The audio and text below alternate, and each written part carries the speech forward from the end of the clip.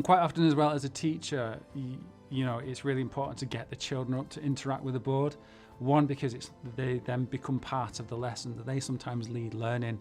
And as a teacher as well, it means you can have a quick coffee in the corner while your children are sort of taking lead in some of the lessons. You know, it's really interesting how quick children get the hang of certain software. In fact, I think it was a few weeks ago, one of the children showed me, Mr. Hunt, you know, if you press this and do this, you can do this. And it's just that, again, it's just trying things out. And as well, as a teacher, if you try these tools and how could you use some of these tools within your teaching?